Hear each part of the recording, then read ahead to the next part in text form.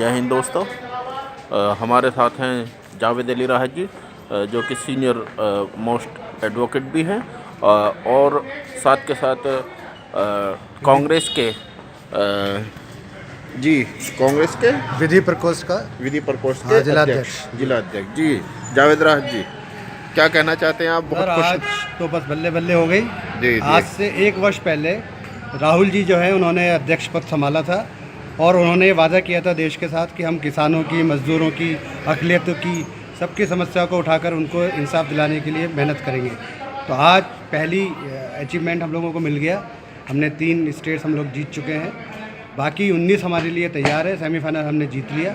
सबसे पहले मैं सोनिया जी, राहुल जी और अपने लीगल सेल के अध्यक्ष गंगा सिंह जी और समस्त अपने अधिवक्ता बंधुओं को, भारतवासियों को बहुत बहुत शुभकामनाएं देना चाहता हूं कि उन्होंने इस विजय यात्रा में हमारा सहयोग दिया और हमें इस लायक समझा कि हम उनकी आकांक्षाओं पे उतरेंगे और आगे चलकर जो कांग्रेस का नारा हमेशा से रहा है उसी को आगे बुलंद करेंगे। जावेद राहत जी, ये जो आप सेमीफाइनल शब्द का इस्तेमाल कर रहे हैं जी, तो इसका थोड़ा खुलासा कीजिए। हाँ, मैं बता देता हूँ। एक्चुअली क्या है कि ये बहुत 3 बड़े इंपॉर्टेंट स्टेट्स हैं जिसमें 15-15 साल से जो है वो भाजपा की सरकार रही है। हालांकि राजस्थान में तो 5 साल पहले ही सरकार बदली थी, तो 5 साल बाद हमने उनसे सत्ता छीन ली और 15-15 साल पुरानी सत्ताओं को हमने ध्वस्त किया है। उनके अत्याचार से किसान, व्यापम घोटाला, ये सारी चीज़ें जो है इस तरफ इशारा कर रही थी कि जनता अब त्रस्त थी, जनता अब छुटकारा पाना चाह रही है। तो जावेद राहत जी, ये जो जिसको आप सेमीफाइनल कह रहे हैं आप, तो इसका लोकसभा चुनाव से क्या? असल में 6 महीने बाद ही, जैसे कि आज सुबह प्रधानमंत्री जी ने भी इंगित किया था कि मई में ये सारी चीज़ों का मूल्यांकन होना है, अवलोकन होना है, तो ये बात तय हो चुकी थी कि वो सेमीफाइनल की तरफ ही इशारा कर रहे थे।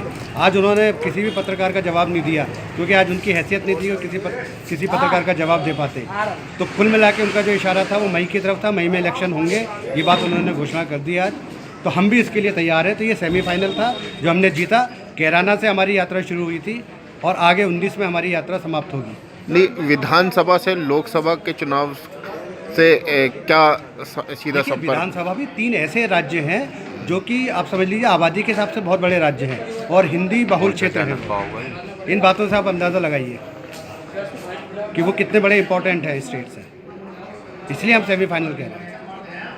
तो क्या लगता है कि राहुल गांधी जी पीएम बनेंगे? बिल्कुल, अब तो इसमें कोई शक या शुबे की गुंजाइश ही नहीं है। अब आप समझिए कि मेरे हिसाब से मैं तो सबसे बहुत विनम्र निवेदन करूंगा कि जो भी गैर संघी विचारधारा के लोग हैं वो हमारे इस अभियान में जुड़े हमारे साथ और राहुल जी को 19 में ताज दें, ताकि वो देश के छोटे छोटे किसान, मजदूर और जो व्यापारी हैं, जो अक़लियत हैं, दलित हैं, सबके सम्मान को बरकरार करते हुए इस देश को पुनः इसकी जो शुरू की विचारधारा रही है उसी को पुनर्स्थापित करेंगे। कांग्रेस के बड़े लीडर पी चिदंबरम जी ने कहा कि हमारे देश के पीएम राहुल जी नहीं होंगे। जी, असल में ऐसा था कि कुछ चीज़ें ऐसी होती हैं, नेताओं के कुछ व्यक्तिगत बयान भी होते हैं, लेकिन अब ये तो मानना पड़ेगा कि नेतृत्व उनका था। आज से सही 1 साल पहले 11 दिसंबर 2017 को उन्होंने अध्यक्ष पद की जो है वो संभाला था कांग्रेस का। तो ये बात तो तय है कि वो कांग्रेस के अध्यक्ष हैं और कांग्रेस के अध्यक्ष हैं। और जिस तरीके से उन्होंने गुजरात में भी हालांकि उन्होंने पछाड़ा था भाजपा को और फिर वो क्रम चलता चलता यहाँ तक पहुँचा। कैराना में हम लोगों ने बढ़िया तरीके से एक कोएलिशन दिया था, हमने गोरखपुर में दिया, हमने केशव प्रसाद मौर्य जो डिप्टी सीएम है वर्तमान में, उनको वहाँ पर उनको पराजित किया। तो विजय गाथा तो हमारी शुरू हो चुकी थी। तो आप महागठबंधन पर यकीन रखते हैं?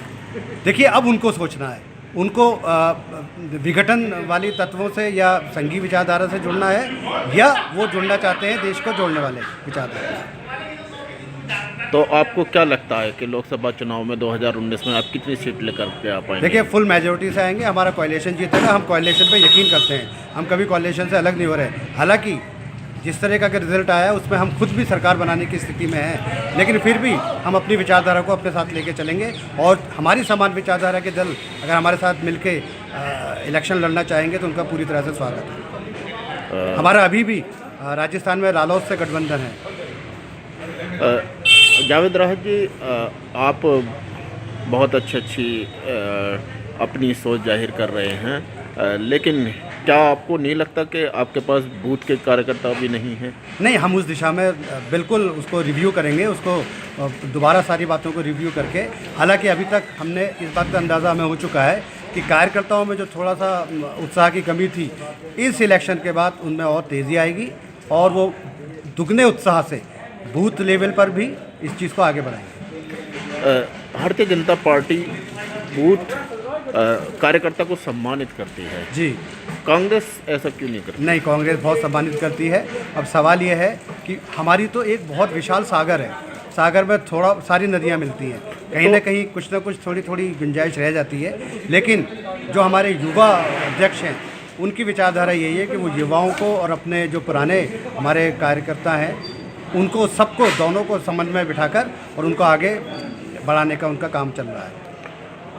तो आपको लगता है कि पूरा मुस्लिम कांग्रेस या महागठबंधन को वोट देगा? थोक में क्या है, थोक में भारतीय जनता पार्टी किस अंश तक ले जाएगी मुस्लिमों का वोट? नहीं, देखिए, उनका तो पूरा कार्यकाल आप देख लीजिए, 4.5 साल का। कोई एक सिंगल काम बता दीजिए आप तो खुद पत्रकार हैं, आप सब जगह देखते हैं, कवर करते हैं। कोई एक छोटा सा काम हमें बता दीजिए जहाँ उन्होंने अकलियत के लिए कुछ कहा हो। बल्कि जिस तरह के बयान योगी जी के और ख़ासतौर से योगी जी के रहे, आपको लगता है कि ऐसे किसी सीएम को शोभा देते हैं? अली और बजरंगबली में कोई फ़र्क है?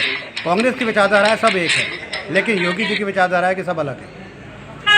तो आप योगी जी से ज़्यादा नाराज़ हैं? नहीं, उनकी कार्यप्रणाली से मैं वाकई नाराज़ हूँ, क्योंकि वो मेरे प्रदेश के सीएम हैं। सीएम के तौर पे मैं उनका सम्मान करता हूँ, लेकिन जो उनका कार्य करने का तरीका है, कार्यप्रणाली है, उससे मुझे बहुत बेहद नाराज़गी है। बाबरी मस्जिद और राम मंदिर के बारे में क्या प्रतिक्रिया है? मेरी बहुत सीधी से राय है। मैं एडवोकेट हूँ और मैं ये चाहता हूँ, जैसा सुप्रीम कोर्ट आदेश करे हमें उसका पालन करना चाहिए।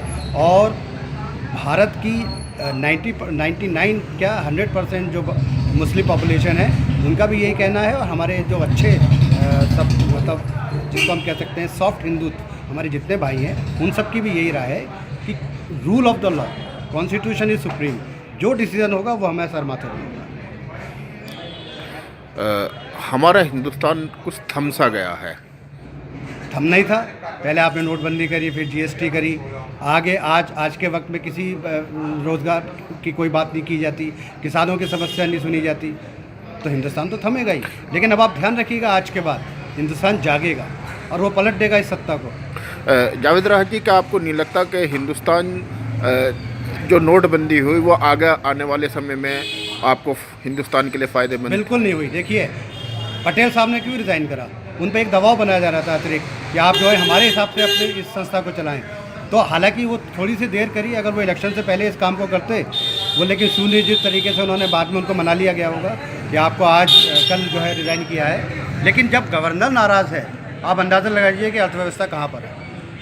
तो आपके पार्टी के, कांग्रेस पार्टी के क्या विचारधारा है? कांग्रेस का सबको साथ, सबको लेकर साथ चलना, उसमें किसी तरह का कोई भेद नहीं करना, सारे धर्म, सारे संप्रदाय, हर जाति, हर बिरादरी कांग्रेस के साथ, कांग्रेस का हाथ सबका साथ। ये तो भारतीय जनता पार्टी का भी नारा है। उनका नारा है, लेकिन वो ढकोसला है, वो जुमला है, हमारी हकीकत है।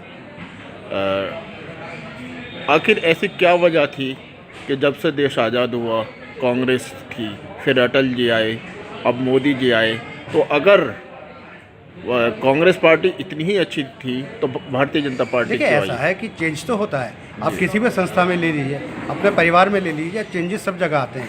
लेकिन आप ये देखिए, बहुतायत में कांग्रेस को ही समर्थन किया गया। इनको जितनी बार भी सत्ता दी गई, इन्होंने देश को मेक इंडिया, शाइन इंडिया के नारों से, जुमलेबाजी से भर दिया, लेकिन करा कुछ नहीं। हमारे ही प्रोग्रामों का नाम बदल बदल कर, और जैसे कहते हैं ना, पुरानी शराब को नई बोतल में करके पेश करा। ये जुमलेबाजी ज़्यादा दिन नहीं चलती।